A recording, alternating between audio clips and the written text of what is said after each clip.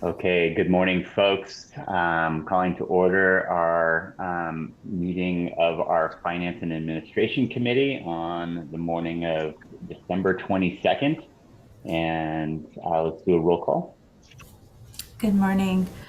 Director Cush, Here. Director Sampson, Here. Director Schmidt, Here. Director Smith, Present. and Director Russell. We can live read. Yeah.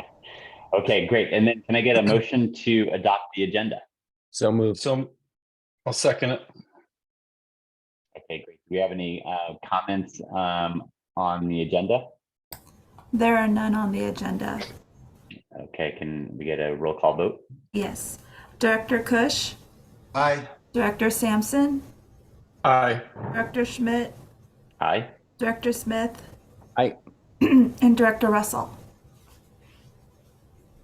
All right. Can I get, are there any comments on items not on the agenda? There are none. Okay. Are we as All board right. members allowed to make comments, items not on the agenda? Yes, that would be the next step. Sorry, Monty. No worries. Yeah. I was wondering where the A fits into our Finance and Administration Committee. I haven't seen a lot of reporting over all the meetings that I've attended and watched over the last few years about staff and personnel and other types of metrics. And I do feel, and I don't know if this is a vote or how we incorporate this into Finance and Administration Committee meetings and or board meetings, but that we should at each of them review things like diversity and inclusion metrics, training and career advancement metrics, employee satisfaction metrics, open hires, key personnel that we want to keep, board satisfaction, 360 reviews, culture, team bonding, things like that typically I see called out in board meetings, and some I completely understand might be executive session, but on the high level, like diversity, inclusion, and satisfaction and surveys, I think that's the kind of thing that would be, I think, really interesting for the public. Not on the agenda right now, and I'd like to suggest we have it on future F&A meetings. Yeah, I can touch on that. This committee historically has been finance. I guess it was maybe 2 years ago. We recommended to the board to call it Finance and Administrative Committee, really for very similar reasons that you note. So it's a bit of a work in progress to bring those issues in the way that makes sense. What I'd suggest as we're developing the board retreat, on the agenda, we do have kind of an item that will encompass a lot of those issues. Of course, the agenda will be shared with the board in advance for your review and input. And from that exercise late next month, or maybe very early the February date. But anyway, my thought is we would tee up some initiatives and have a discussion around broadly these issues, employee engagement and others. We'd establish annual goals, and then we'd bring them back following board direction. And I think that would really meet your intent, and I've heard similar from other board members, and we'd be on track this coming year if that works for the board.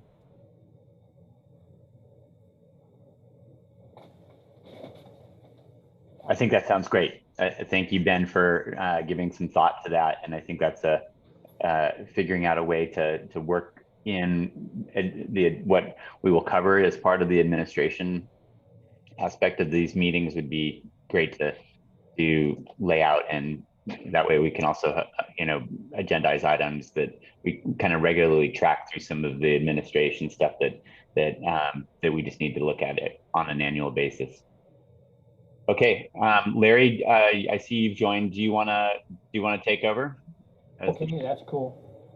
Okay, we need a motion to approve the minutes of the last meeting. So moved. Second. Roll call. Director Kush, Aye. Director Sampson, Aye. Director Schmidt, Aye. Director Smith, Aye. Director Russell. Aye. Okay, monthly financial update. Good morning, directors. My name is Brett Uppendahl. I'm the district's finance director. I'm going to start sharing my screen here for the presentation of the financial update. Before you do that, welcome back, Molly. Thank you very much, President Russell.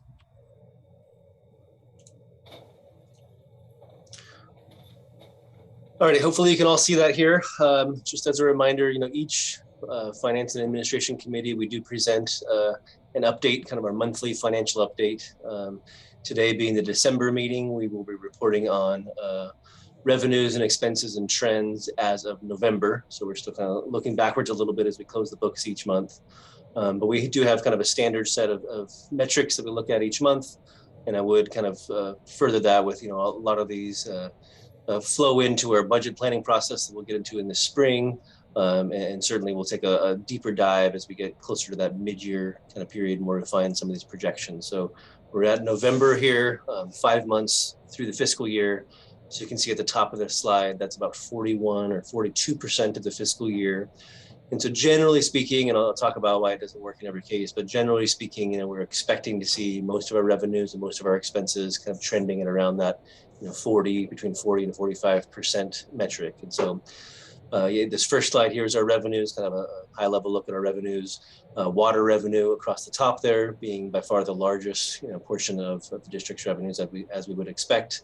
Budget of 89.5 million on the year. As of November 30th, we received 36.8 million. That tracks to 41.1% of the target, of the annual target. So again, that seemingly tracks to where we'd expect to be. Other revenues is a much smaller component. We are tracking at 68.2% of the fiscal year budget there. I would say that's largely due to a couple of grants that we received early in the year that we don't necessarily budget for as part of the original budget. And we have a little bit of timing, kind of front-loaded recognition of some late payments from the summer. So small dollars, but a big variance there. Kind of the bottom line for revenues there, operating revenues, 92 million budget, 38.6 million actual, puts us right about 42%. So in that predictable range, in that range that we would expect this time of the year for the most part. The next set of revenues you see there, fire flow and capital, those are on the capital side of the house for our capital funds. And the fire flow fee, the board may recall, is collected through property taxes each year. And so we have not received fire flow revenues yet. Those will start flowing in as we get our November and December collections from the county. And so we will see those next month likely and into January. And then our capital revenues, which is largely our capital maintenance fee, those are tracking again more as we would expect. So 18.9 million, which is again largely capital maintenance fee revenue. Actuals of 7.3, put us right in that 38% range. So again, within the comfort zone, within the predictability zone for a fixed fee revenue. Brett, aren't our water revenue expectations much lower right now, year to date, than we would expect? Yeah, and so I will get into that. So I just thought you said that they are where we would expect, but I think we're pretty much behind budget. We are behind, yeah. And so I'll get into that next couple of slides. I'm just kind of saying that, on the top line, as you look at it, you'd expect to see it around 41% of the year. That's what we're looking at. But to your point, there are a couple key revenues that we'd expect to be higher at this time of the year. So I will get into that next two slides here. Just kind of skipping to the bottom line here. So on all revenues, $115 million budget.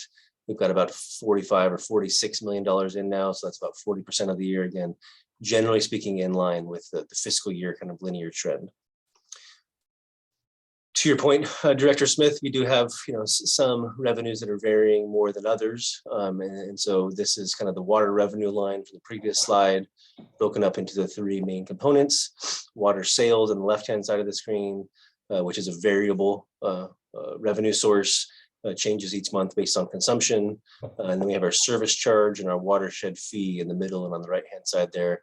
Those are both fixed fees, so we'd expect a much less of a variance from month to month. I will note that all of the water revenues that you see on the screen here come from our billing system. And as it's noted on the bottom of the slide here, our billing system is on a 2-month lag, meaning that we're really looking at, kind of activity that happened across the district in most of September, October, and just the early parts of November. So kind of have to put these numbers here in your mind with what was actually happening on the ground a couple months ago. So I will also note, as you kind of look at the variances between month to month here, I think you can see the pattern there for both volumetric and for fixed fees, that we have some months that we get more revenue and some months we get less. And it's actually a rotating cycle, right? So if you look at, just looking at water sales there, the budget and the actuals for July, 4 million range, August is 7 million, September back to 5 million, October back to 7 million, and so forth. The idea there is that, we don't have a perfect distribution of revenue sources in the sense of geographically throughout the district, right? Our meter reading team canvasses the district on a 2-month cycle. So each month it's a different geographic area that they're targeting. And so just by the very nature of, kind of imperfect distribution, we have a little bit heavier revenues in essentially the even months than we do in the odd months. So November here being an odd month, we are on the lower end of the kind of the 2-month cycle. And I would also note that, as I mentioned, with the 2-month lag, this is kind of the end of the summer kind of season, right? So the November data here is kind of looking towards the end of the summer season as we get into the winter season for other, for the cyclical or the seasonal, I guess, swing in our revenues on the volumetric side. So nonetheless, I'll kind of skip to the bottom line here. So water sales, $60.8 million budget. We're at about 25.6 million for the year. That tracks to 42.2% of the budget. And again, as Director Smith alluded to, we actually expect to sell more water early in the year because it counts for the summer months when our customers are using more water. So typically we'd like to be closer to 50% of the budget by this time of the year. So, we're behind, kind of on back of the napkin math, 8% or so at least in terms of overall revenue on the water sales side. And then our service charges and our watershed fees, those are more linear and expect kind of the same amount each month. So that 38.8 and the 39% of budget that you see on the bottom lines there, those are closer to what we would actually expect to see on a monthly basis. Brett, sorry, this is Ranju. Just to clarify one point, the 2-month billing cycles are then staggered. So we're not all on the same cycle. Yeah, that's exactly right. That's probably a better way of saying it's staggered. Yes, exactly. Okay. Okay, so this chart here really hones in on the water sales piece, and that being the variable portion of our revenue, and that being kind of the bigger component of what we've talked about the last couple of months in terms of last year's revenue losses, and in terms of how we are setting our budget and our planning going forward. So that the chart on the left there tracks the fiscal year 22 water sales. So that's last fiscal year, right? So you can see all 12 months there, the budget in blue across the top and the green showing the actuals. The call out there on the left-hand side says that by the end of the year, we were $12.4 million below our revenue targets. And so we've talked about that in a couple prior meetings. What I would kind of focus the board and the public here on is kind of where the divergence happened last year, right? You can kind of see July, August, September, we were definitely below budget, but it was within kind of a reasonable and a predictable range. And it really was that October, November, December timeframe last year where the divergence really started to become significant in the sense of, falling behind the track of our budget. And I think, if you think back to what was happening last year at that time, that was really when we were at the depths of our drought, right? Our reservoir levels were at their lowest during September and October before we got the October rains. And so really the conservation efforts and everything else here in the district was really hitting its peak around that time. And then you can see that the trends kind of continued essentially, on that same trajectory for the rest of the year after November and December. The reason why I call that out today is because you can see on the right-hand side, which is fiscal year 23 water sales, we are tracking a little bit closer to the budget, in each month. And so we're kind of not really seeing that same divergence in this time of the year, which is a good thing, financially speaking. I think, a lot of that has to do with the fact that we filled up our reservoirs last year with a couple of great storms. And overall, we're kind of returning back in some sense to more of a typical consumption pattern, albeit at a lower baseline, as we've talked about. At this time of the year, on the right-hand side there, our budget would be 31 million, our actuals are 25 million. So we're about $5 million below where we'd expect to be. And so that's really kind of what we're looking at as we project out to the end of the year. How do we account for kind of last year's, you may call it a one-time impact, or kind of certainly a concentrated impact in the sense of, these months of the year was when we started to see the revenue impacts of conservation last year. So, how do we adjust for that? How do we project, a more normal kind of pattern this year going forward? And that'll be certainly the topic of conversation here in December and January as we finalize our projections for the year and as we get into our longer term revenue planning. So we'll keep our eyes on the trends here, and like I said, we'll continue to fill in the green dots along the bottom side there, as you can see graphically, just when and how far we are diverging from the budget. And Brett, just to confirm, the 23 budget, because we're on a 2-year budget cycle, the budget for water sales was made prior to observing the significant reductions in the 22 fiscal year. Yeah, and that is a really good point. Yeah, the 2-year budget cycle that we're on means that, in large part, the revenue assumptions were set, in the middle of, calendar year, actually the beginning of calendar year 21. So before we kind of had seen the final, impacts of that dry year, before we got into the real drought planning and kind of conservation efforts. So this is still kind of based off that, kind of baseline assumption that any of us had looking back into, early parts of 2021. And I would even say looking back, kind of on the trends and then, hindsight being 2020, we were looking at trends at that time that was, largely influenced by COVID, right? So the fact that we were in, a bit of a different economic pattern, to say the least, with people, staying at home more and not traveling as much, and certainly, kind of where you're getting your water from on a daily basis. I think we were probably actually producing more water and had a higher demand for those 2 years when we really were in kind of the COVID shutdown. So that was almost kind of an artificial bump upwards, which we would have seen in the trends at that time. And then, and then another artificial, not artificial, but certainly, kind of one-time trend downwards during the heavy conservation months. So we're kind of looking at two extremes, that were playing out right, as you mentioned, into that budget cycle. And so again, hindsight being 2020, I think this just really shows, the 2-year budget works under a nice kind of a tight range.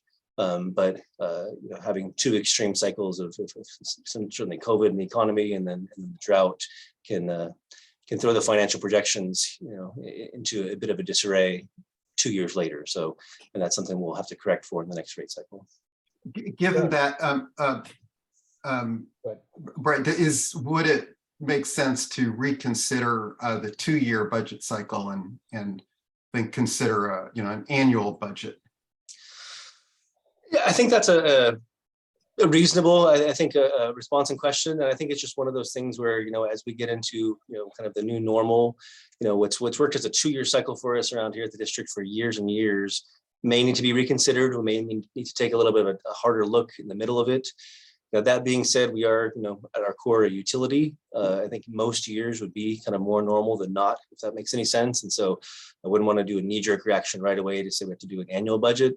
I just do think that, we need to make sure when we see these kind of larger divergences mid-cycle, that we really kind of, take the time to really dig in and find out, is this something we can use on our reserves and correct in the next rate cycle, or would we rather make a mid-cycle correction? Because, changing the budget is not, it doesn't just happen overnight. So it's a process, and it's just something I think we need to make sure we're taking a hard look at, in the middle of those cycles, and really kind of looking at it with eyes wide open. Got it. Thank you. Also a situation where it ain't broke, don't fix it. Yeah. It's working well. There's a reason for the 2-year budget, which you're going to find out in this year, which is that you have to interact with the public, and each of these is a very heavy lift in terms of time for the district and the board. So keep that in mind, that there's reasons behind everything. Nothing is just rub your tummy and pulled out of a hat. Yeah, which I don't think Ranjiv was suggesting, that we just rub our tummy and pull it out of our hat. I mean, I think what he's suggesting is that we find ways to be more nimble, and also recognizing that this does take an enormous amount of staff time work and community work and communications. But we did get caught with a couple of unexpected years with significant losses that have had a pretty major impact on our ability to operate. And so I think the ideas behind what Ranjiv is suggesting are spot on. How we become more nimble would be something that I think we can look into over time. Similar on monthly billing, we bill every 2 months. Can we do it monthly? That's going to take time. There's data, there's resources. So how we can be more thoughtful and nimble, I think, would be a high level objective, and we'll figure out how we can get there over time. Couldn't agree more, but it's important to recognize that, these are just numbers, and the business runs as the business runs. There's nothing going to change by changing the budget. So, it's a useful tool. And I think that you're going to find that there's nothing nimble about a utility. It doesn't work on a basis that allows for easy adjustment. I think the other thing that, Brett, you kind of brushed over, but I think it's important to people realize that these numbers are extremely sensitive to rain. And, when I used to water the lawn, which has now been several years since we shut the sprinklers off, when I used to water the lawn, my wife would tell me it's getting a little dry in the backyard. Well, those kind of events don't occur when you have rainfall, because it stays green on its own. So don't underestimate the impact of rainfall. And the other thing don't forget is the reserves are there for this purpose. And that's what they flow in and fill the gap. But also keep in mind that, it's hard to predict exactly where we're going at any given time.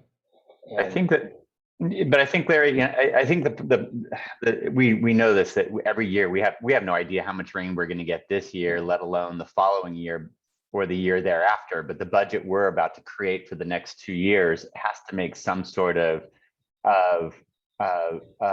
estimate of what we expect within a realm of reason. And these numbers, I understand sort of the how we are here and how we present things, and that depending on the rain year and whatnot, the numbers go up or down relative to how much water we sell.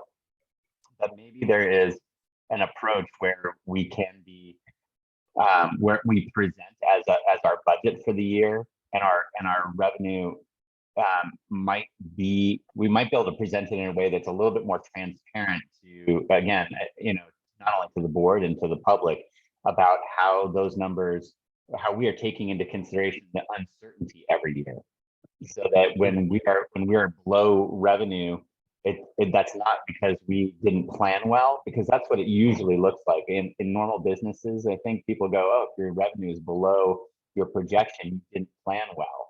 And that's not true, because we again are subject to the weather and other things. So I think that if we can give I think part of the idea here might be to give some thought how we can present, not only develop our budget that has flexibility, but also maybe be able to explain that, and so that people can understand we are managing for that uncertainty. Well, perhaps. I think we do a pretty good job of explaining it when we do the budgets. But the real issue here that's not being addressed is the fact that we were unable to institute rate increases during the drought because of the 217 process. That's what really is the basis behind this. When we asked for conservation, our rules, our procedures say that if we ask for 10%, we increase the rates by 10%. If we ask for 25, we increase the rates by 25. That didn't get done because our hands were tied by the fact that it had never been run through the 217 process. So, we wouldn't be in this situation had we instituted our rate increases proportional to the ask for conservation. So keep that in the back of your mind that, like I say, the system has been working for over 100 years, and, it's in pretty good shape. But there's not a lot we can do about the weather, as you said, Monty. I mean, and all we can do is rub our tummies and move forward in that part. You do the best you can do. So, it just is what it is. Well, I think to Brett's point too, though, that he says we have to define what a new normal is. And that's going to be very important as we inform this next budget cycle, trying to get a better idea on that. And as well as understanding that our reserves are finite and it's time to start building them back up. And then we can start talking about the CIP process later. But I think that it's important that we need to define what the new normal is. So we can plan our budget for that. That's true, Matt, but understand that there's no way to define the future. All you can do is use the past to look to the future, and the past is not good with climate change. It's not a good determining factor. So we have a real problem here of it's just judgment, and you do the best you can do, and that's the best you can do. So, we're open to suggestions, of course, but the idea is that, it's not a widget manufacturing group where we produce 10 million widgets and we make X amount of money. It doesn't quite work that way, especially when you can't control the inflow of widgets, because nature controls that. So, all the ideas are good and everyone's ears are wide open, but keep in mind that you have a very tricky situation with respect to predicting the future, because it basically is unpredictable. Yeah, if I could, I think this is a very important discussion because it obviously feeds into our plans for the upcoming year. And as we've talked to the board, our current thinking is in part because of the sustained level of reduced demand, as well as the fact that the historical cushion that we typically have with reserves to pick up some of the variability, we've used that. So we are, as we've talked to the board about, thinking about modifying the demand in this budget cycle to reflect both the need to be conservative with currently our level of reserves, as well as a sense that the rebound may not be the traditional rebound if and when it comes. So I think generally the message I'm hearing is we do need to be thoughtful and conservative, and we'll be bringing those concepts back more as we talk about our rate development process. I think that's helpful, Ben. I think when we set our last budget, we used a long-term average as the basis for our budget, when at the same time we were asking people to conserve water and use less. So there's a part of me that feels like we went in almost with a budget prediction that was not consistent with what we were asking people to actually do. And I know that I understand the reasons why. I think most of us do, but I just wonder if we can approach our budgeting in the future with more of that sense of we are in an era where we should be expecting more of these dry years.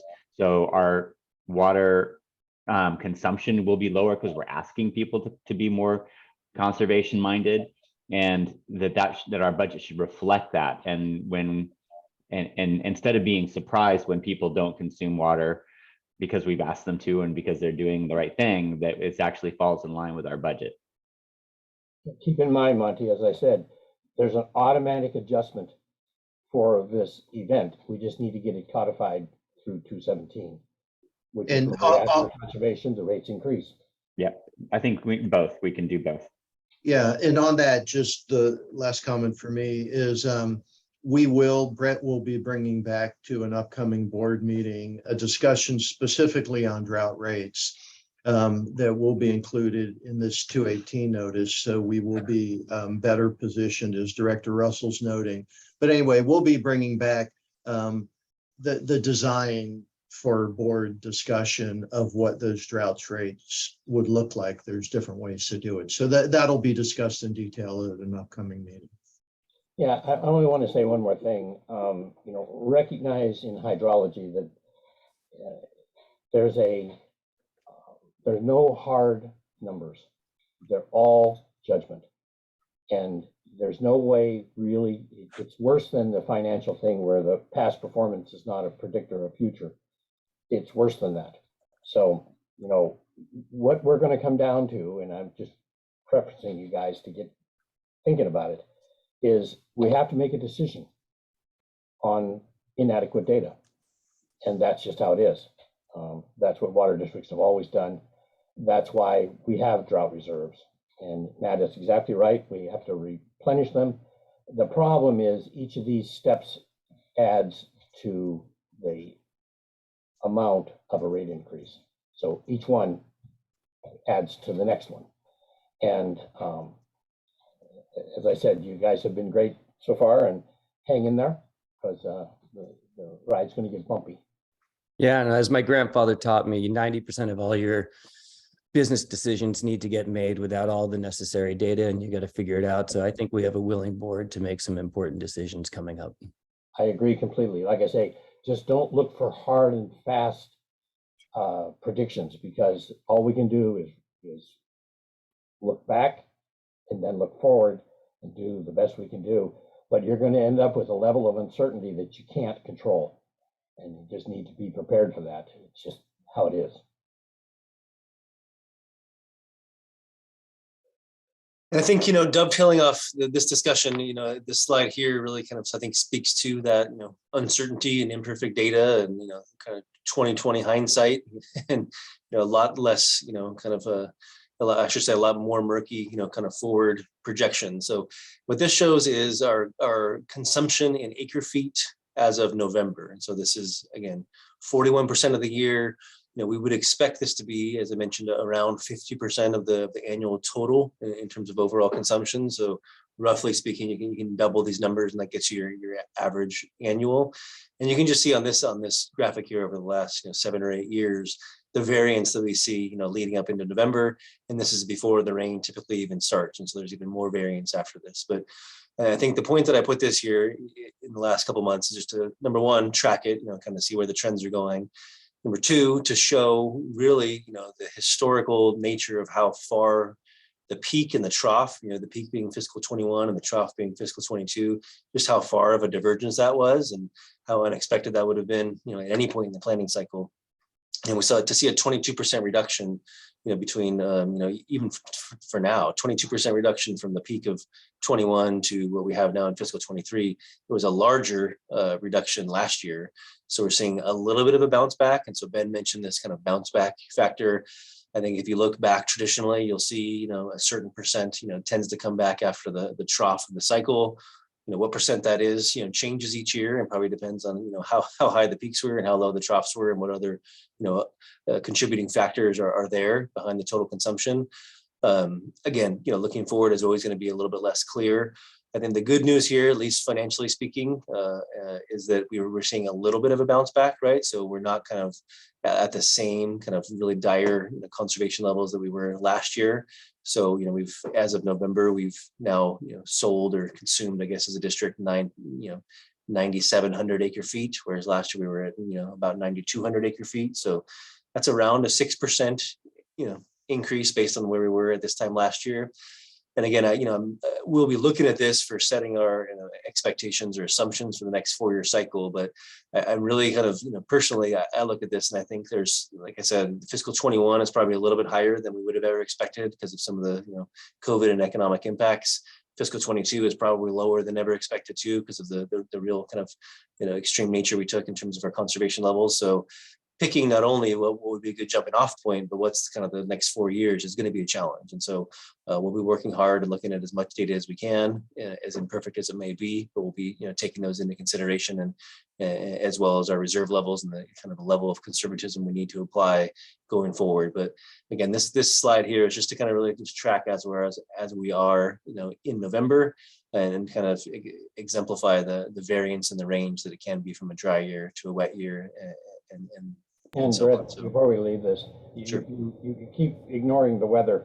As I recall in 21, we had rain in October and rain in December, and very little, if any, rain in November. And what you're seeing here, you got to put that rainfall in. You almost need a plot of the rainfall to go along with this, because I think you're going to see that it probably pretty much follows that rainfall issue. Even though we're using less water outside, we're still using water outside. And of course, the thing we need to do is, we need to thank the users for reducing. It's a new source of water by not using it. But yeah, I think it's that's a also- really good point, Larry. Because Brett, I know you have an unenviable job of trying to probably feel the most responsibility to make these numbers add up, but we all bear that, so you're not alone. But I wouldn't call this a bounce back for the reason I think that Larry just said, which is last year in October it rained a ton, and in December it rained a ton. And that difference of 600 acre feet could just be the difference that we've had a much drier fall than what we've seen before. And also to the point we've asked our community to conserve 25%. They are doing it, and that is exactly what we want. And if we get no bounce back, that would be to the benefit of everybody, and in the sense that it makes us more resilient into the future. And so we'll have to do some sort of figuring about what we predict in terms of a bounce back. But I feel like we're bouncing, unlike past droughts and dry years. I don't think we're bouncing back in the same way. I think there's a different awareness, and we've also had people take out turf and replace thirsty lawns with drought landscaping. I think a lot of that has been happening, even beyond the things that we have measured because we've given rebates. I know a lot of people have done that on their own. And so I just think we fortunately might have a durable ongoing reduction that we might need to plan for. Well said, Monty.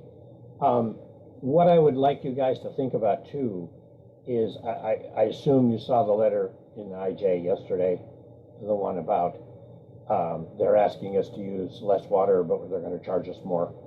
We need to think about the messaging and how to get people past that point. I found it disappointing, that letter, because it one doesn't recognize the impact of inflation, which we're all well aware of in the last 2 years, and it doesn't realize the reality of it costs money to do business, and it's unusual for the cost to be down from the year before. So we need to really think about how we're going to get that message across so that we can get rid of that sentiment. And then in particular, I think with the IJ, we need to really work on meeting the editorial board and working with them to get a better understanding of the reality of the situation and the need for their support to make sure that we can continue this business in the future. I think the quip is relatively simple, and there's two factors. One, as both of you have said, we have a significant amount of fixed fees. Those fixed expenses are focused on unusual for water district type activities like maintaining a massive amount of land and recreation and endangered species that is critical, and we stand by it. And with inflation, those fixed fees are going up significantly, higher than what we're charging and higher than the rates are going up. But the other, on the variable side, is a basic supply and demand metric. We have less supply. When you have less supply and the demand is equal, your prices typically go up.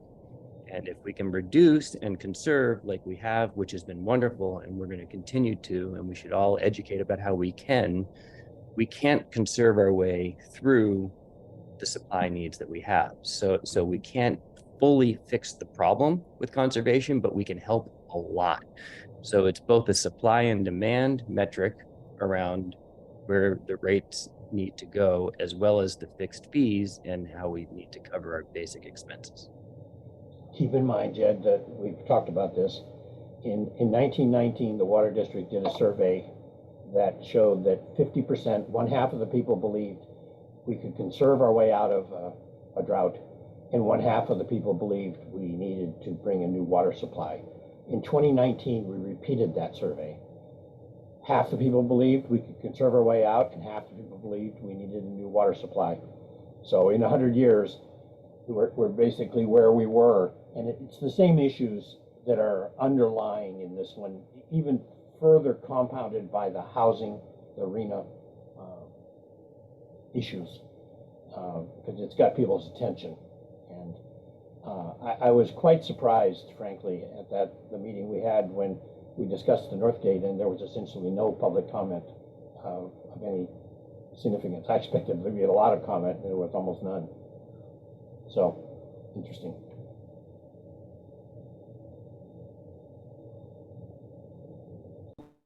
Okay, so I'm gonna go ahead and flip over to the expense side here now. So all the last slides we did were, kind of revenue sources and obviously kind of how that plays into, our projections and consumption here in the district. This side is the expense side of the house, so it's typically a little bit more linear, especially on the operating side. And so again, we're kind of going back to that 41% of the fiscal year. I would say that on the operating side, at least, that should be more kind of a key metric to look at. It's just not the seasonal variability as much here, and we kind of, most of our expenses are fixed. So you kind of just looking down the four main categories there: personnel, maintenance, financing, and capital allocation. You'll see that personnel services is the one outlier there, right? We're 35% of the fiscal year, whereas all the other items are much closer to that 40% range. I would say part of that is intentional. We've talked about that in the last few finance committee meetings, and I mentioned it earlier this month on our special meeting, but we are holding vacancies a little bit longer. We're delaying our recruitment process just because we are facing the situation where we know our revenues are coming in short. And so personnel expenses being one of the largest parts of our budget, and certainly one of the largest parts that we can control, that has been kind of a deliberate action by the district.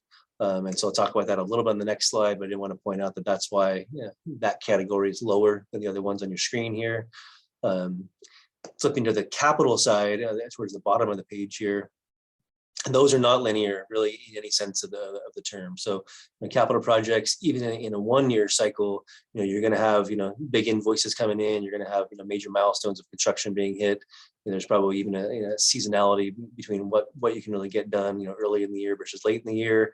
And then there's some of our emergency work. And so it's not going to be linear. And I would say even compounding that kind of non-linearity of the expenses there is that many projects take multiple years to complete. And so we carry forward the encumbrance or the contract values from year to year.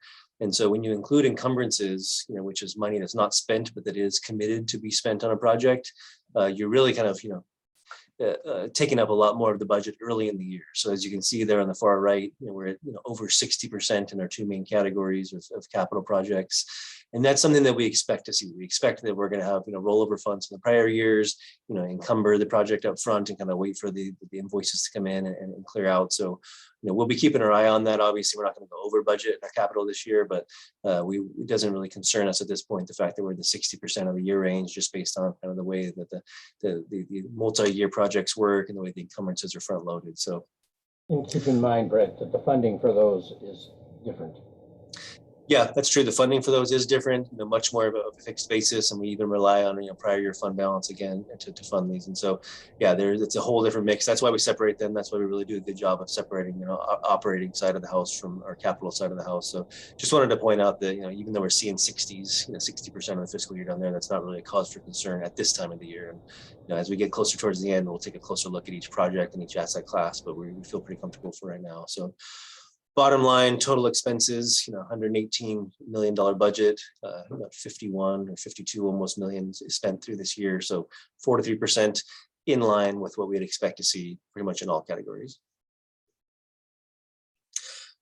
So this is kind of a high level, projection. So you take your revenue side, we talked about for the first couple of slides, the expense side that I just showed you, and it's still early in the year to make a good, kind of a really well-informed projection. But we've been using this general model for the last 9 months or so, just to kind of really give us kind of some target, or some general targets for where we think we may end. And so what you're going to look at there is the real variability, as again has been discussed in this meeting for a variety of reasons, is our water sales revenue loss. Last year, we were looking at kind of more that 25% reduction in water sales. That's why we have the 25% column there. We have a 20% column in the middle, which is kind of what we're trending towards right now, closer and closer to 20% reduction compared to the budget. And we do have the 15% scenario up there. because we don't know how the year is going to end. We don't know about the weather as it's been discussed here, or the consumption patterns of our district. And so, those are the three kind of most likely ranges we'll end up in terms of the overall, water sales revenue loss. And so, if you kind of follow the math on this, we have our, beginning balance of reserves there. And this is our unrestricted operating reserve. So, not all of our reserves, but what we typically use for drought reserves and for other unrestricted needs. So you start your beginning balance at 27.4. You layer in the three scenarios of potential water sales revenue losses ranging from 15 million to 12 million to 9 million. Then you look at the expenses. And so, as I mentioned, we are expecting at least $4 million in personnel savings from delayed recruitments. And so that will be a savings to the district, and we'll get a kind of a more precise number as we make our way into the spring here. And then, as we've discussed a few months in the past, but I'm not sure if this board has really kind of taken a good look at this, but we are holding, essentially a fair amount there, a little, close to $8 million, $8.5 million or so, for what we think are likely expenses to come our way. And so that includes additional water purchases from Sonoma in the range of, up to $6.6 million if we have to max out at 5,000 acre feet. Additional pumping of Suluhule. So that's a real contingency plan. If we were really short on water this year, we always want to maintain the funds available to pump Suluhule if we need to. And then something that we know is coming our way, because we've seen it a couple of years in a row, is additional paving costs for our pipeline repair jobs. And so each of those we are holding aside in the same kind of magnitudes. You don't see any changes based on revenue loss. We're just looking at hold enough money to buy water if we need to, hold enough money to pump Suluhule if we need to, and then knowing that we have paving costs coming our way. So sum up at the bottom, when you offset it with the personnel savings, is $4.4 million in additional expenditures that we're hoping not to have to spend, but we do want to hold them aside in terms of our reserve planning. So those are in the equation here. Taking that all together, the revenue and the expense, the projected operating loss can range from 19.6 million to 16.6 in the middle to 13.5 if we have less sales water sales revenue loss this year. So what that would do, the math kind of flows down. What that does to our ending balance, if it was unadjusted, would leave us, pretty dry in terms of our unrestricted operating fund balance, and leave us pretty close to $10 million, with a couple $1 million on either side. So that is a really low level of unrestricted operating reserves. And so the final line down there would be an adjustment that we would make if we need to use our capital maintenance fee revenues for debt service. And so that would essentially be kind of pulling in the CMF revenues for the debt service, which would offset the use of our reserves. And so, again, following all the way to the bottom, we would expect to end the year on our unrestricted operating fund balance in the range between 16 million, if we have a low sales year, 16.6 million, to anywhere around $22.7 million if we have less losses on the water sales. So we'll track this again, throughout the next couple months. I think, we'll have a more precise number on personnel savings as we get into the spring. We'll certainly know based on the weather, how much we need to continue to hold aside for either Suluhule or water purchases. But these are the factors we're certainly taking. These are the biggest kind of numbers in the overall equation. And these are the numbers we're continuing to look at over the next few months in terms of projected end of the year scenario. Before we go forward, I want to touch on the personal savings. Do we have plans? I know this is, we've referred to this as a delay in replacing staff. Do we have plans? Are we currently advertising for and expected to rehire some of the people that are currently for positions, I should say, that are reflected in the savings, such that we expect by the end of this fiscal year that some portion of those vacancies will be filled? Yes, we're constantly reviewing the vacant positions and filling a good number. So we're currently, I don't know, probably have 6 or so positions in some phase of the recruitment process that range from key superintendents to maintenance workers. We are not holding any of these vacancies in positions that are critical, certainly. But the ones we are holding have impacts. Just one example, we have a few vacancies in customer services and we were reviewing the backlog that those vacancies were creating and decided to go ahead and fill one of them to reduce that backlog. So it's a constant review process at our management meeting. So yes, we are recruiting. Maybe a different way I should ask the question is, I think we are currently I could be wrong by the number, but you'll get the point, which is I think we have about 27 vacancies is I think what we've said before. Are we expecting by June for that number to be more or less the same, or do you think it could go up or could it go down? Yeah, I'd say probably very similar, because as we feel we get more natural retirements are happening. So yeah, we aren't striving to increase it. We're striving to maintain those annual savings that we're sharing with the board. Okay. And Ben, that would be a short-term goal of the maintaining. It absolutely, from my view, is a short term, and the budget that we're bringing the board in context of the rate process is anticipating full staffing unless or until I would hear something different as we go through the process. I'm glad to hear that. I think, Ben, I would just say I understand the tension here, obviously, I mean, we're not going out full force, refilling all those positions right now. So there is some intention here of delaying refilling positions. Correct. And so I guess, that is not something I feel like we as a board have really talked about to make sure that it's intentional.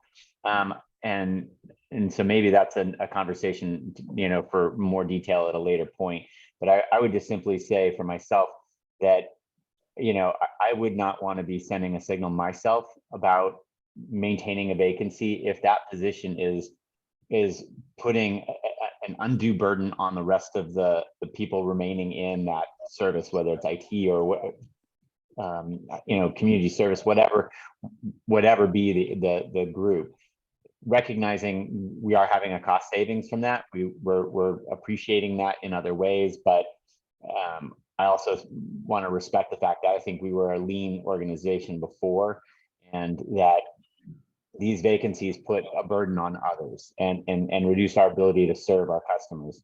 And so if there are positions that need to be refilled to take off an undue burden or to really provide baseline customer service and service of our district, I would like to see us refill those positions. And we need to figure that out, because if our goal in the future is to have return to our previous staff levels, whether we do that starting in June or we start doing that now, I don't think waiting doesn't save us much. It's not the difference of us balancing the budget. It's really a good point, and I'm hard pressed to come up with any reasonable number of the current vacancies that don't have an impact to other employees or the customers, given, as you noted, we're really starting from a lean baseline. So we'll continue to look at these positions. I do think, Director Schmidt, it does send kind of a signal to our customers that we're doing what we can do in this financial situation we're finding ourselves, as we're asking our customers for, a fairly heavy lift on their end. But we'll continue to talk to the board about it, and we'll be reviewing the positions as well with you. Okay, I appreciate that. I guess, I can understand the sentiment about we're sending a message to our customers that we're suffering too, with, or trying to recognize the situation and not be exorbitant in any way in our spending. I'm not sure that sending the message that the way that we're showing our part is by reducing staff is the right way to do it, because it sends a signal that is a way of balancing things or being more conservative. And I feel like, again, that when I look at our staffing numbers over the past, about 10 years ago, we did a massive staff reduction, which I think was that effort to be as efficient and lean with our staffing as we could be. And so this deficit to me isn't really a sustainable way at all of balancing our finances. And I wouldn't want to send the message to our community that this reflects an approach. It's a good point. I hear those comments. They're good ones. Thank you. Monty, just to add to the complexity of this, and I'm sorry to do that, but I do suspect that as we get into the discussions around rate increases, we are going to be asked about the operating efficiencies of the district. And I believe that's one of the metrics that utilities use to evaluate performance. And obviously the operating requirements can vary so much based on the situation of the utility. And we know that the district faces a lot of issues due to topography and that low population densities that others don't. Nevertheless, I think we just have to be have a response when we are asked the question about our operating efficiencies, number of staff per unit, volume delivered. So just something to keep in mind as we try to sort this out. Undeniable. And not to continue the conversation maybe longer than we should, but I agree with you, Ranjiv, and we ought to be making sure that we are efficient. If there's ways that we can assess our efficiency, I totally support making sure we do that as part of of how we explain how our district is efficient. And I think also we ought to I think that there's a question of like, how well do we pay our people? Are we overpaying? Are we underpaying? I think that we need to make sure that we are commensurate with what is paid in other districts, because otherwise we lose people to places that pay better. And that is a massive disservice to us. And so I think we ought to make sure that, we are able to demonstrate that we are not overpaying our staff. I don't believe we are. I believe we've actually done work already over the years to make sure that we are fair and provide, a reasonable and competitive, pay rates and benefits. And I think that makes a ton of sense from a management standpoint. So I just wanted to briefly respond to Director Cush on operating efficiencies and just share that, again, at the upcoming board planning retreat, we are going to bring a set of operational efficiency initiatives that staff is developing that I think will be good for the board to hear and weigh in on, as well as for the public. And there's a good number of them, and it ranges from the pilot I've mentioned of shutting the front office on Fridays that could free up, from a coverage standpoint, potentially one staff person that we could potentially reallocate for other needs that we have, to, for example, looking at surplus property. So there's a whole number of initiatives that we'll be bringing to the board and talking about efficiencies on a broader level. Director Cush and others, benchmarking was very hot in the industry about a decade ago. It's, as you note, it's difficult, apples and oranges and that sort of thing, but it can be useful. And so I think as we get into these discussions, we'll talk more about it and come up with ideas at the retreat to be thinking about going forward, of ways to really assess where we stand relative to industry standards. Yes, I think Ben's exactly right. The metrics of this kind of an assessment are always complex. Keep in mind, guys, too, that we have the negotiations coming up with SEIU, so that all of this will get flushed forward in the next 5 months or so. So be patient.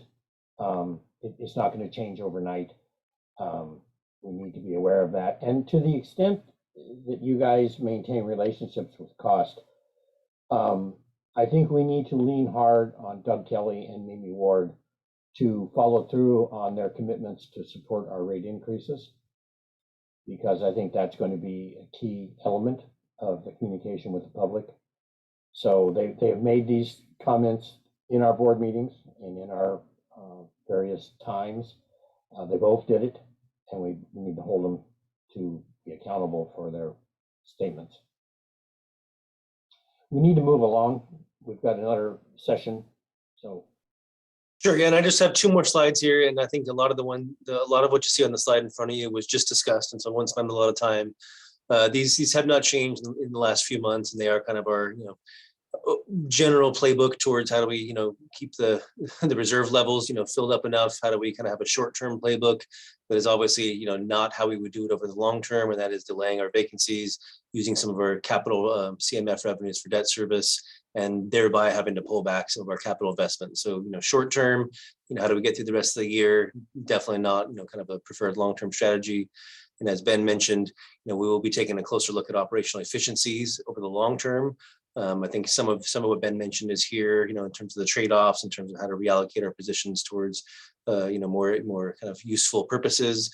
Also how we can expand our revenues, whether that's, increasing our fees, some of our other fees, not our rates, selling property, how can we charge other sanitary districts for some of the support we give them.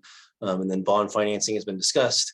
And obviously we were kind of just beginning this rate cycle, so that'll be a key part of how we balance the budget going forward. But just wanted to kind of briefly touch on this slide for those are what we're doing now in the short term, and kind of keeping our eyes on for long-term planning for how to balance the books here.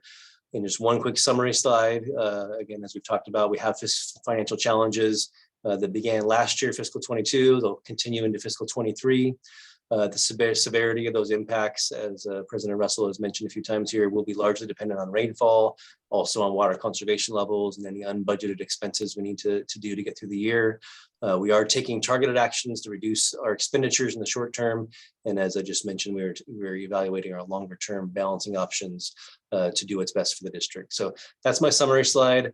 I do have one extra slide here. I know that this came up earlier this month. There was a question, I believe, from Director Sampson about what is our current meter sizes and how are they distributed across the different ranges across the district. So I just wanted to add this slide here as kind of an informational item.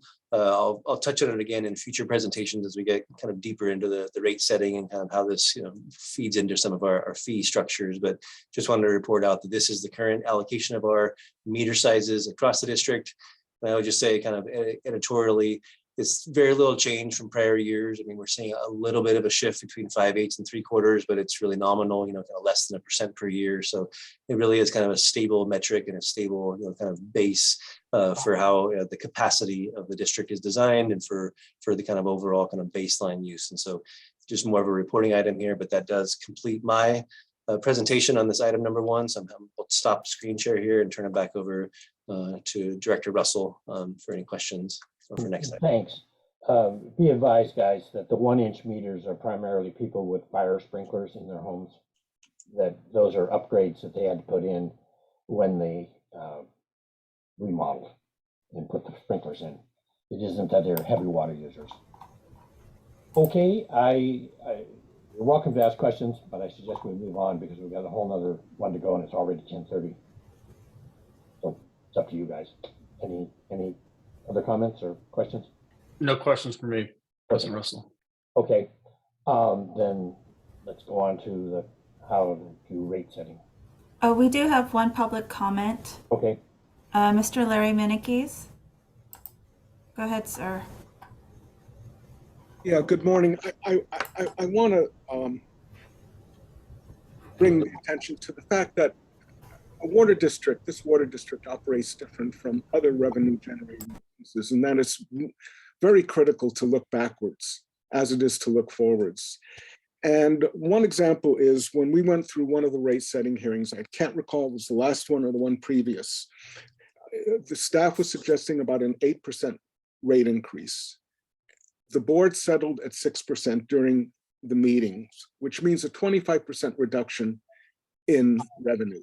So if you look at that and then look at where we are today, it would have been a completely different picture had the board taken staff's recommendation at the time. The other thing I want to mention is that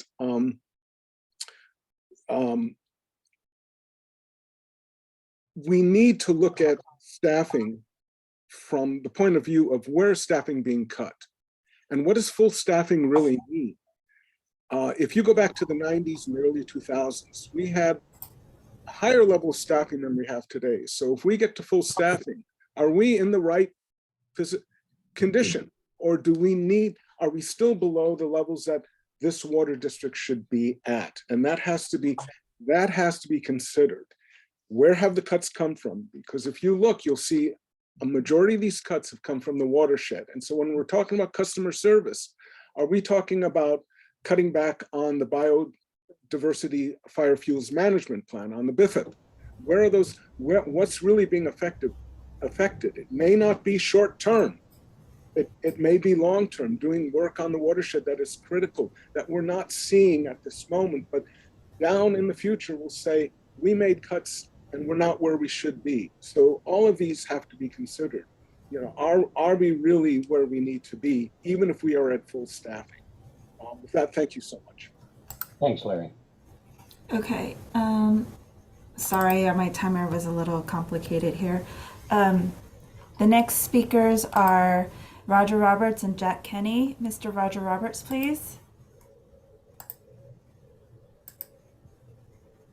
You can hear me, I trust. Yes, I'm sir. here, Roger. On the budget side, there is a practice in other industries, and perhaps even in the utility industry for water, to have a dual budget process, one which is, for lack of a better term, referred to as normal expectations, and alongside it, a stress test budget. So that you have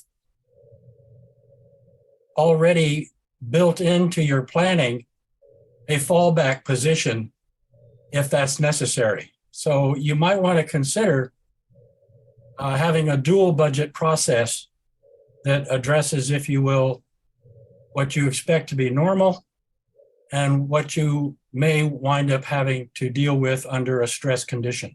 Thank you. Thank you. Thanks, Roger. Mr. Jack Kenny, please. One thing I feel should be discussed and mentioned and the public should be informed about is what, if any, restrictions Proposition 218 places upon MMWD's ability to raise rates, and also what restrictions it places on how MMWD can or cannot raise their rates, and just how 218 plays into this whole rate situation. I feel like deserves some discussion. Thanks, Mr. Kenny. Thanks, Jack. There are no further speakers. Okay, let's roll. All right, so the second item today, we will be talking about the rate setting process and giving them a brief update here. And for that, we are joined by Bartle Wells and Associates, Doug Dove and Eric Helgeson. They're going to provide the board and the public with just an update on where we're at in the process so far. So at this point, I'll turn it over to Doug and Eric to go ahead and share your screen and go through the presentation. Good morning, President Russell, members of the board, and season's greetings. I'm Doug Dove, president of Bartle Wells Associates, and we are a specialist independent consulting firm that specializes in water cost of service analysis and rate structure design.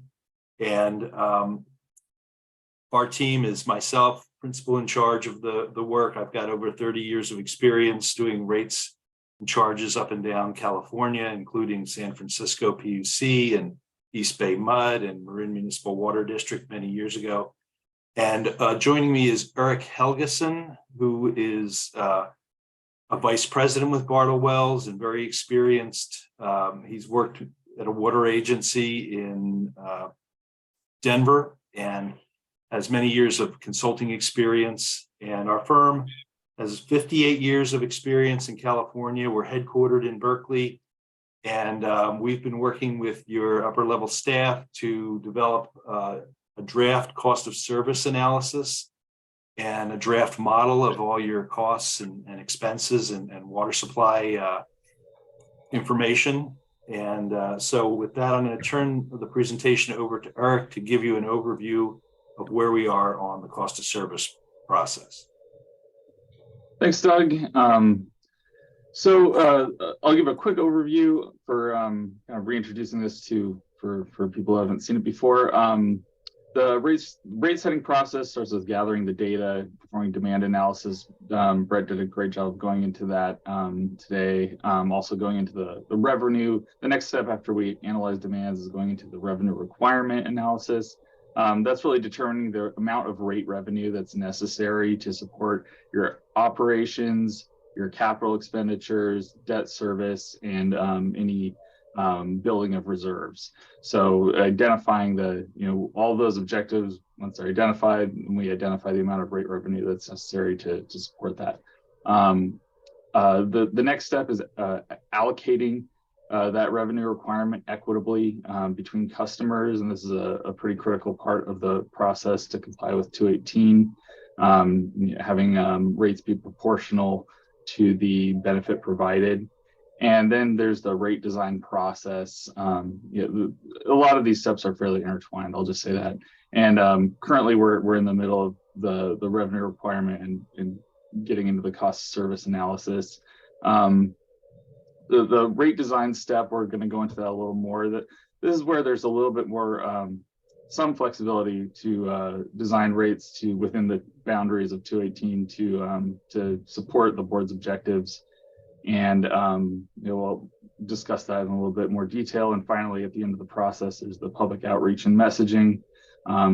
We're thinking of the communication strategy, and also a part of that is also just the 218 requirements for notification and holding public hearings. A little more on Prop 218. The substantive requirements are that rates cannot exceed the cost of providing service, but the more increasingly more burdensome, not burdensome, but more restrictive requirement is the proportionality requirement. And so that is really critical when we're trying to design the tiered rates to make sure that we're demonstrating that there is a proportional greater burden and benefit being provided at higher tiers. And so that's a critical component of Prop 218. The other procedural requirements are that the rates have to be noticed, and the rates that are noticed are the maximum rates that the district can adopt for a 5-year period. Notices have to go out at least 45 days before a public hearing is held. So there's also some time considerations with the Prop 218 process that we have to keep in mind. Especially if we're targeting a July 1 implementation. And a side note with that, with the speaking about drought rates, noticing those drought rates along with the notice of the regular rates and how we set up how those would go into effect will be a critical part of this process as well. Before you leave, Eric, before you leave that, why don't you explain what that majority protest is? Oh, yes. Majority protest is if greater than 50% of your customers submit a written protest saying that against the noticed rates. The rates that are noticed cannot go into effect, and the district will have to go back to the drawing board and then renotice rates. And that's the impact of the majority protest. Thank you. Thank you. Great question. So the overall objectives for the rate study are obviously legal compliance, financial sufficiency. The rates have to, when we identify what the revenue requirement should be, the rates have to be able to be designed to provide that revenue. We also want to align the rates with the district's objectives and maintain a customer focus while we do this. We look to try to have as gradual, it's not always possible, but as gradual of changes as possible, and also look to try to phase in revenue requirements as when possible as well. The policy considerations that we look at with rate design especially are revenue stability, conservation, affordability, low use affordability is typically one. Customer understanding, do customers understand what the rates are, what's being communicated through the rate structure, how difficult are these rates to administer. A lot of the objectives that are most popular also in competition, revenue stability, especially and conservation and affordability need to be balanced. Revenues, if you go with more stable rate structures with less volumetric revenue recovery, you're going to be financially in a better position, but your rates might be a little less affordable for low use customers and might be sending a little bit of a lower conservation signal. So it's just trying to strike the right balance of these objectives for the district. Going into one of the levers as far as striking this balance, it's the amount of revenue you recover from volumetric rates versus fixed rates. I think we've gone into this, so I'll just be brief. But as you moved along this continuum, this is at the high level, it's shifting. Are your rates going to be more predictable, or are customers going to have more control over their bill and have a little bit of a stronger conservation signal? So it's just we're being cognizant of this as you look to the rate design. Your recoveries fairly in the middle of the two ends of the continuum, and just being cognizant of the impact that has happened to customers with the rates and will happen with recommended changes. Eric, one more thing on that slide. Don't underestimate the impact of the fixed rates on cash flow stability in the district, because that is one of the things it does is it gives you income on a uniform basis, not subject to user demand. Since we're stopping on this one slide, we obviously have fixed rates and we have some degree of still volumetric rates because we have tiers. Is there a best management practice or industry standard, so to speak, about what the relative percentages are? Because we could go fully volumetric, we could have a very substantial fixed rate. Are there any thoughts about the considerations that should be taken into account in figuring out how to strike the right balance? And maybe you're going to get to this, but that's a question I have, and whether now's the time or at some point later in the presentation, I'd like to come back to that. That's a great question. This is a great time for that discussion. There aren't written, fixed rules and guidelines for what should be the balance. That 70-30 split gets talked about a lot because it was a standard put in with the best management practices in California a while ago, but that's actually been removed from conditions for getting SRF financing. And it's every district, as we've said quite a lot, is different. I think the overarching guidance is you want to have enough variable recovery to be sending those conservation signals to support those priorities, but especially with less predictable weather patterns and increasing expenses due to inflation and just general ages of water systems.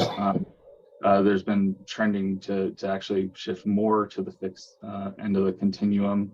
So you're kind of right in the middle, and that's a reasonable place. I think it's just balancing going forward. We have to keep in mind the balance of with increasing rates, how is that going to impact your customers and your lower users with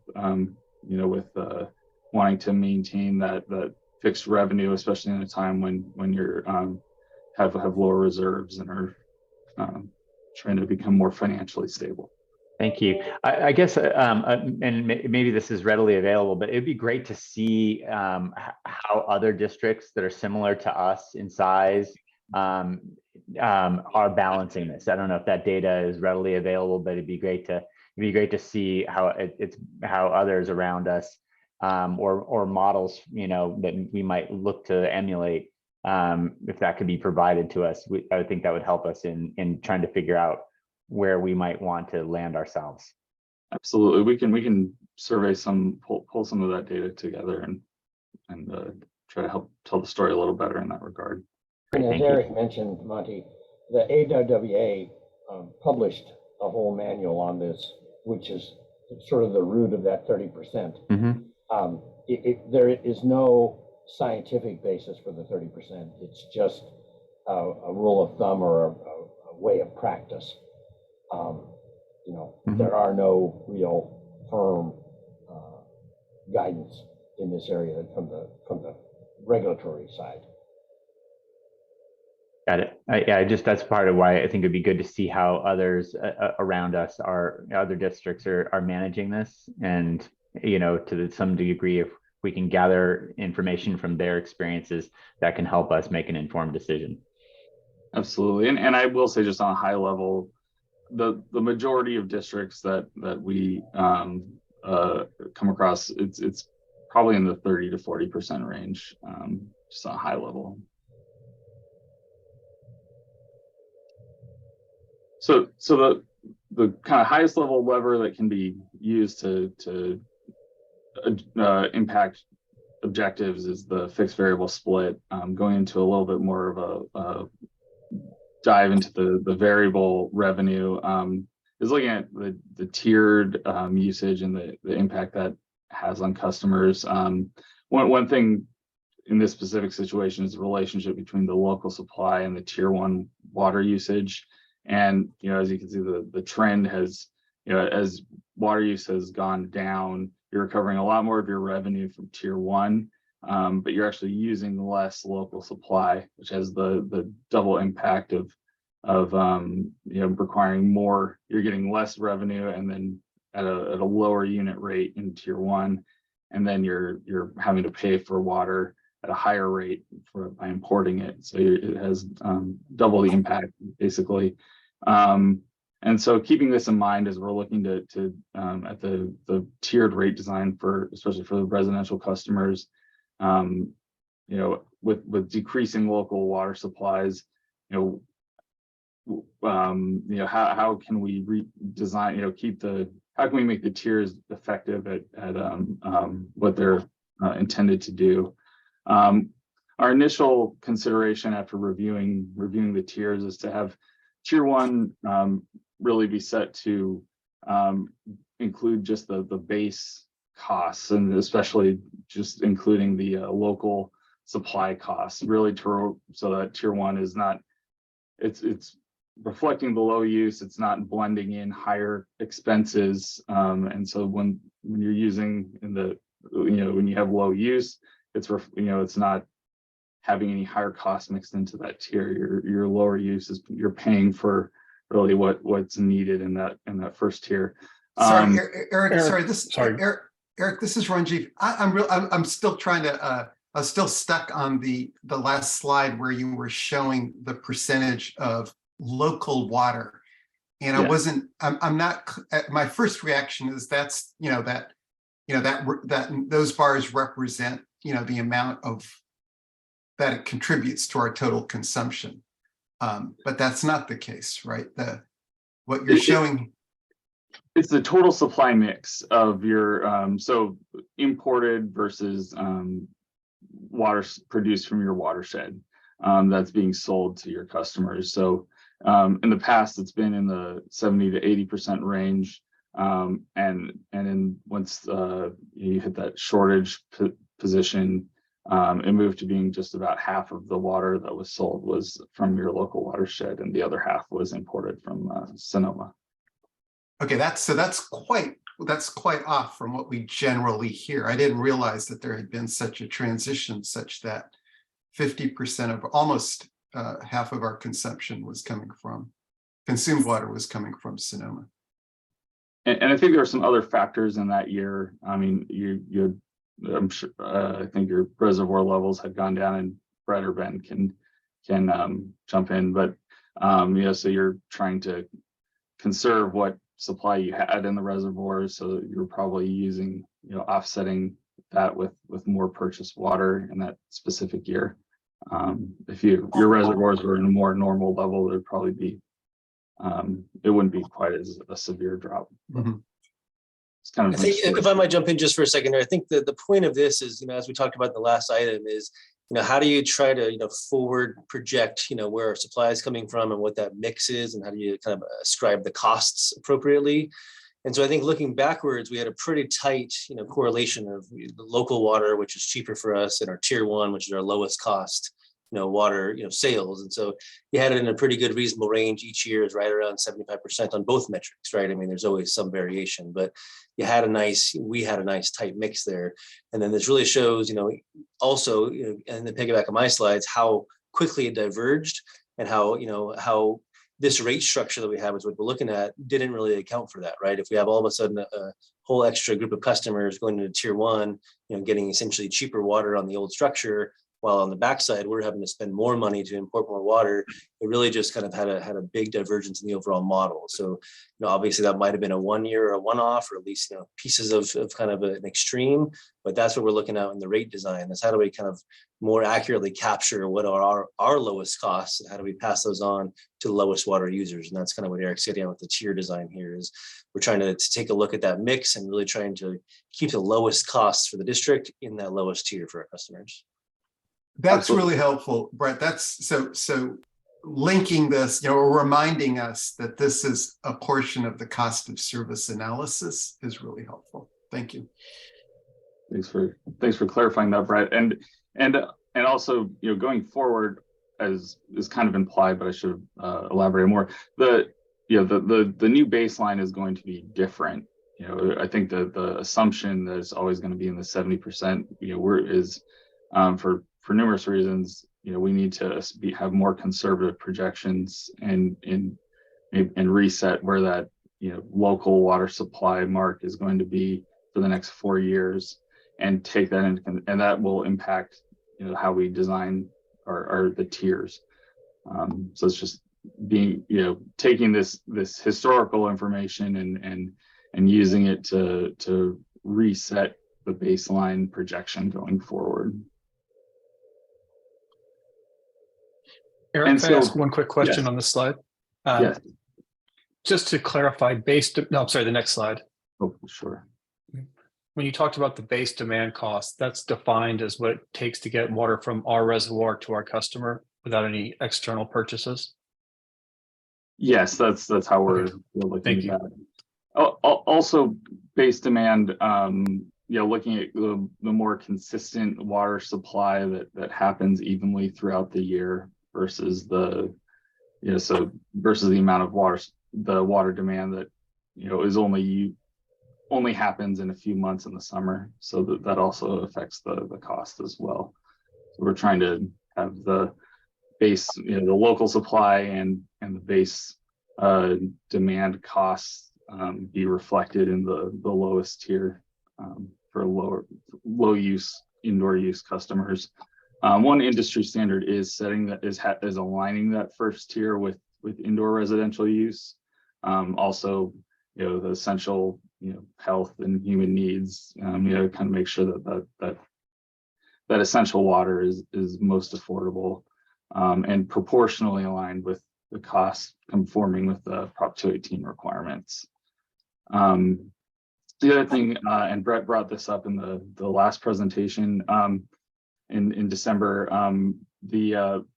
right now you have 4 tiers and 80% of your use is in tier 1. So that there's really no additional conservation signal being sent from those other 3 tiers to 80% of your water use. And also that tier 1 is going beyond indoor use. It's and capturing a significant amount of irrigation within that tier 1 as well. So we're recommending shifting your your tier structure to realign it with how customer demand patterns currently are. Indoor use, lower level of outdoor use, kind of average summer use, and then use beyond summer use, to send that signal through all levels of demand. So we're working on designing a tier structure to reflect that. A couple other recommendations: you currently have seasonal tiers, and where you're giving a larger allotment of lower cost water in the summer. And with the structure we're recommending, for a couple of reasons, that be discontinued and just having one structure. First reason is the tiered structure is already inherently seasonal, as you know, the higher tiers are designed to capture that summer peak and reflect the cost and encourage conservation. So you already have that seasonal structure built into your tiers. The seasonal structure kind of goes against the conservation messaging. It gives a little bit of a signal that it's actually okay to use more water in the summer. And finally, there's just you know, aligning it, you know, as we're looking at your current water use, your current financial situation, just building the strongest, you know, most defensible rate structure we can. We feel it's a you know, discontinuing the tier would be a good way to go. Building off that, not the tier, Eric, but the, oh, sorry, the yes, thank you, the summer, sorry, discontinuing the summer tiers, the difference. Yes, thank you for the clarification. I haven't had any eggnog yet, I promise. So the next recommendation is just looking at the tier 4 rate exemption policy, which allows customers who meet certain water saving measures to be exempt from the tier 4 if they have met the requirements set by the conservation, met the conservation requirements. I think so. A couple of reasons for discontinuing that would be the water savings objectives have been kind of supplanted by the new code. So the standards now, just to build a new home, there's much higher water conservation standards in place. So the divergence between the current requirements to get that exemption and the existing and the new the old requirements to get the exemption and the new requirements, you know, there's just not much of a difference anymore. Also, the tier structure provides that incentive to conserve through price signals. So a customer who takes these actions to have, you know, lower use, more efficient use, is going to be receiving cost savings just by not paying as much for tier 4 water. And finally, there's a very low participation rate. There's about only 38 active participants, so it's not really having a large impact on the overall customers. Of course, that works both ways. I mean, it also isn't having much impact on the overall rate user structure. But there are only 38. But I think the part you're not explaining here is that the new board members need to know is that you get this exemption by having the district come on site and do an evaluation of your water efficiency, with the primary emphasis. You're correct about the inside, but the real emphasis is on the outside. That's where the action is. So that, you know, getting a irrigation controller that is weather sensitive and, you know, smart irrigation controllers, those kind of things. So there is a benefit to the district of this program. I'm not saying one way or the other whether we should continue it or not. I want people to realize that it does involve an active role between the user and the water district. And I think that's the good part of the exemption. In order to earn it, you have to get the district out there and then do what the district proposes.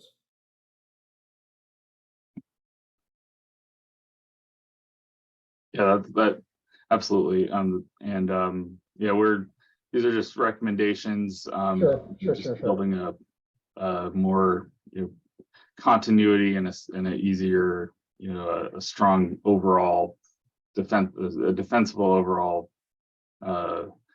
structure going forward. But with everything, there's a balance of objectives and priorities of the board, and we're just making suggestions, and we want to make sure the board is thoughtfully, and as we know, you're balancing many different considerations as you weigh these recommendations. Absolutely. So, just last slide is just the next steps. We're finalizing the revenue requirement, developing the cost of service-based rate design. We're planning to have engage public outreach workshops coming up in the near future, and the current goal is to send out the Prop 218 notices in March. So that means the time if for rates to be in effect July 1, we're looking at a very narrow window to get this done. And the reason they need to go out in March is to have that 45-day notice period and hold a public hearing in May. And that concludes the presentation. Open for any questions. Thank you, Eric. That was very well done. Thank you. Eric, I wanted to just add one comment just for the board that I'd say, from my experience, the best practice as we think about this is by the time we do the 218 mailer, the board has a pretty solid sense of what the rate increase would be, and that's what's reflected in the 218 mailer. And that rate doesn't go forward if the majority protest is met. Otherwise it does. Here we have made changes kind of at a late hour of even the public hearing.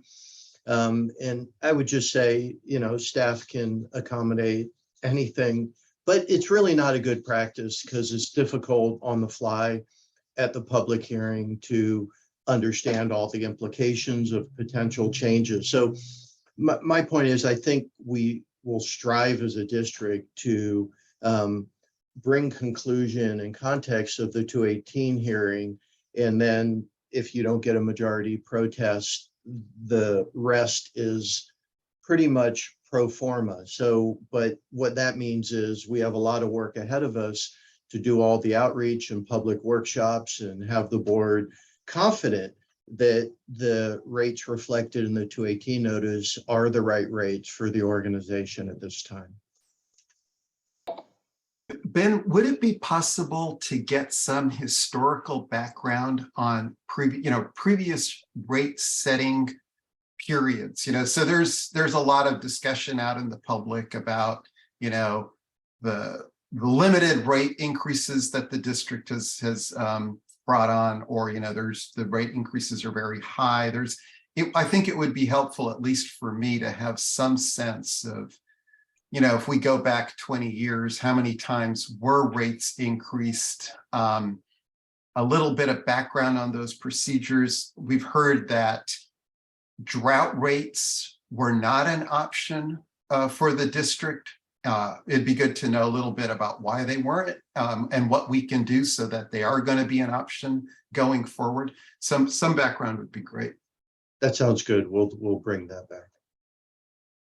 I think, a couple of comments here. One is, I can see we have a lot to do in a very short amount of time. So I'm worried about having a clear schedule and also making sure that related efforts converge in a timely manner. Speaking, as an example, one of a number of things is we have a water supply resiliency analysis. From that analysis, we expect to identify at some point in the not distant future where we will make at least initial investments, to begin building our water supply resiliency beyond where we are today. It seems to me that we need to have at least a sense of what the initial efforts might look like and cost, and so how we can factor that into our 2-year budget. So there's a whole process over there that right now runs parallel to what's going on that needs to converge and deliver information so that the board and staff can integrate those two things. And so I think we need to have a schedule that that clearly lays out how these things bring together, because I don't right now in my own mind know how those two are going to run parallel and come together in an informed way so that we can send out something in March that really I would like it to not, I'd like it to be good enough that we aren't thinking that it will change, because I think that is hard for the public to get changes at the last minute. So whatever it takes, I think honestly to get there is something that we just need to do. And so I would like to see us develop a schedule around that. Another related point, I think there is a whole communications plan that is about, frankly, also our water supply resiliency, which is all very, very much front and center. And then this, and then the cost of service and our budget that needs an outreach strategy. And I think, Adrian, this is where there's a big burden, or a big need for your help, and for us to have a really clear campaign that at least when it comes to this cost of service, Ranjiv's question, I think, is right in the same vein, which is what's the kind of information that our community members are going to want to understand so they know how to look at what we are proposing. How have we not raised rates in past years? What are rate increases that are being seen by other districts, even, part of which reflects inflation. People I don't think are understanding that inflation impacts us, if not, as we've seen in the presentation recently, are impacting us at a greater percentage than what is, they're seeing in the news. So there's a whole communications aspect of this that we've got to get really prepared for, about the background information that people need in order to understand what it is that we are proposing. And so I want to really hearken us to spend some time coming up with a schedule that helps us to take the steps that we need to have the meetings or workshops or whatever they're going to be, so that we are ready to produce a notice in March that reflects well thought out and well developed ideas. Keep in mind, Ranjiv, that those comments are dated.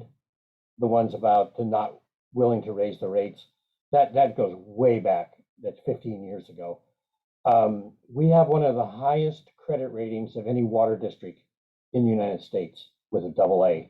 The reason for the AA, primary reason, is our willingness to increase rates as needed. That was stated when they issued the bond.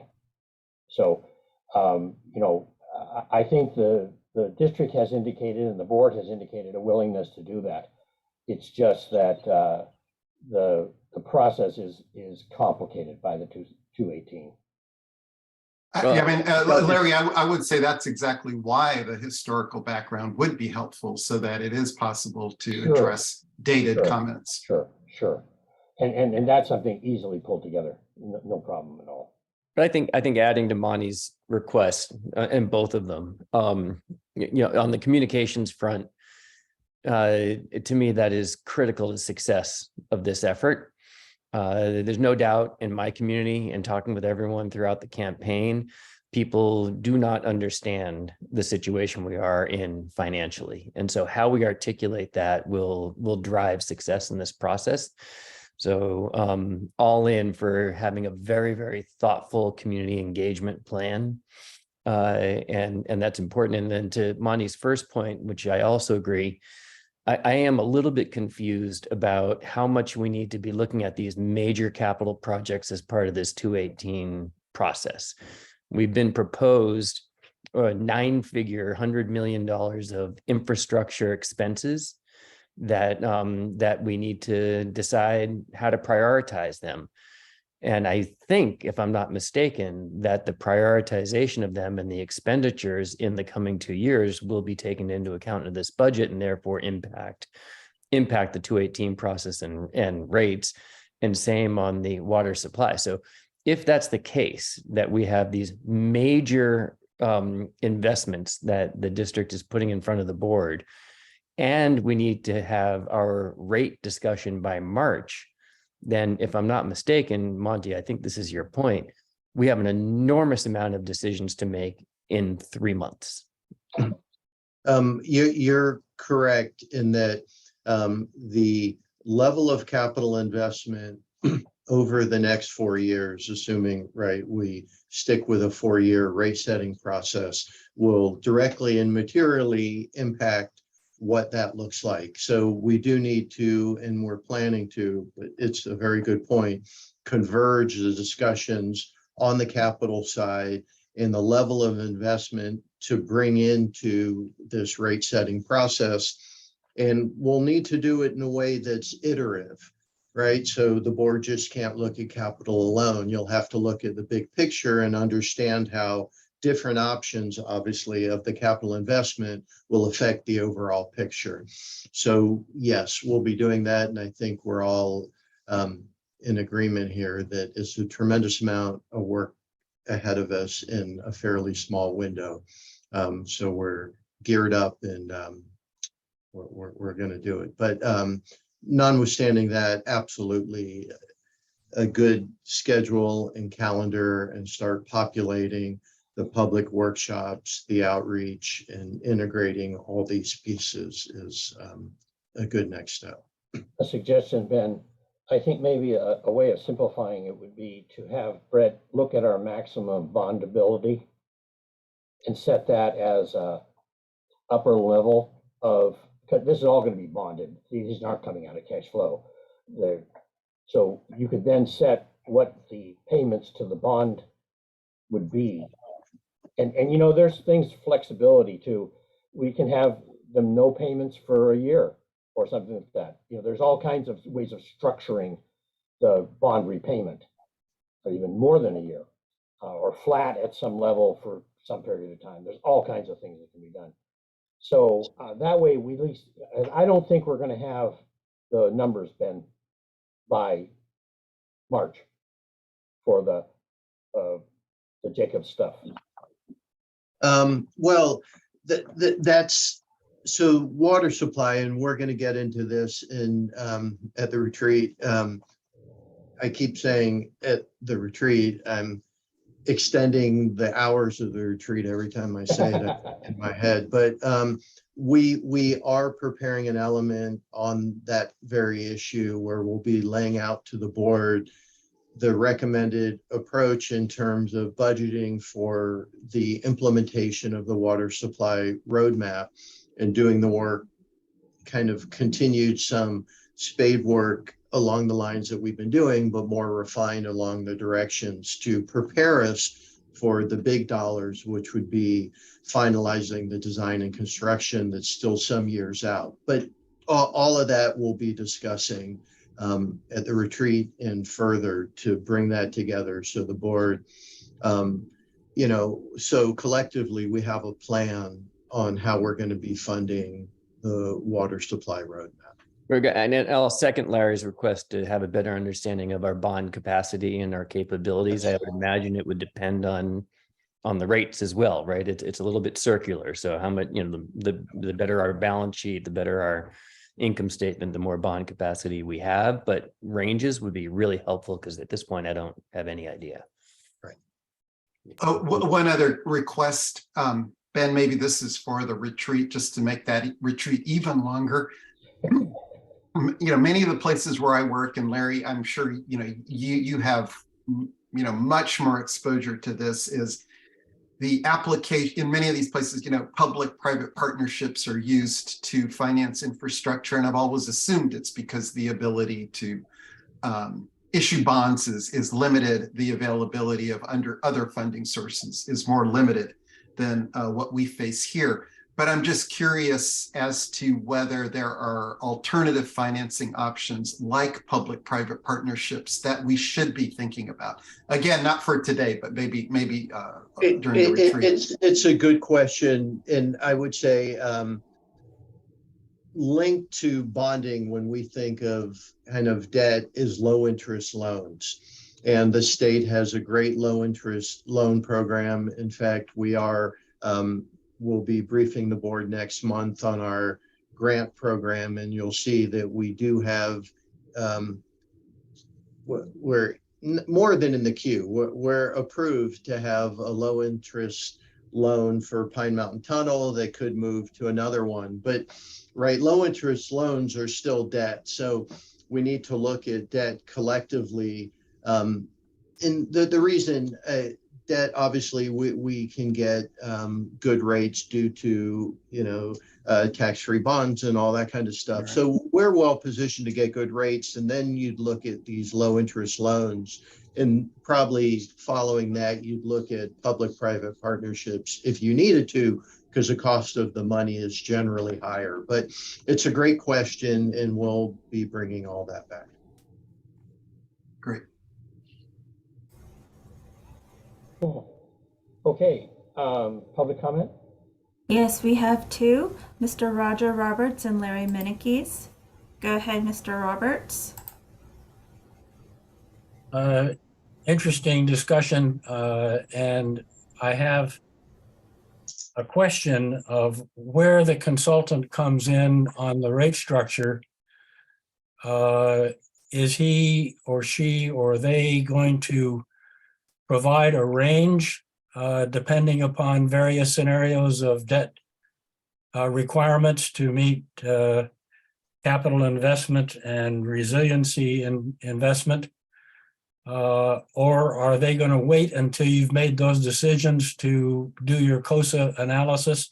I think it would be helpful if the consultant on COSA could give you some feel for what it would be necessary on the rate structures in terms of increases on various capital input requirements. Looking at 100 million over 4 years, looking at 300 or 400 million over 4 years, and what those impacts would be, just as a information item as you proceed to decide how to proceed with the COSA itself and set the increase in rates.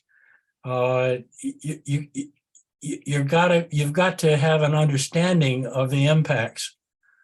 And if the COSA people don't do anything until after you've made the decisions, sort of in a vacuum, then you're putting the horse before the cart, or the cart before the horse, rather.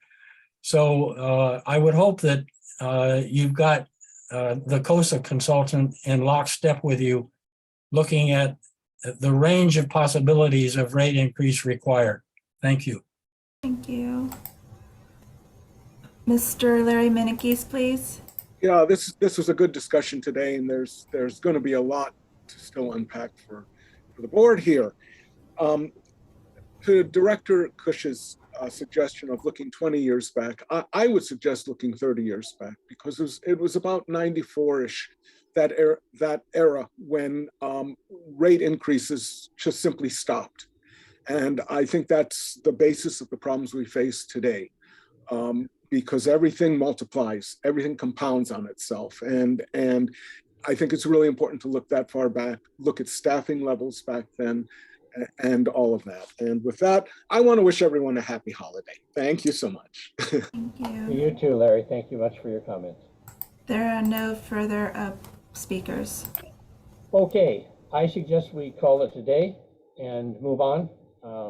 It's a long meeting. I want to thank all the new board members for setting aside the time to attend these meetings in December. It's been very helpful for all of us. And going along with Larry, I wish you all the best for the holidays. Thanks all. Yeah. Thank you, everybody. Staff too. Thank Talk to you. soon. Happy holidays. Take care.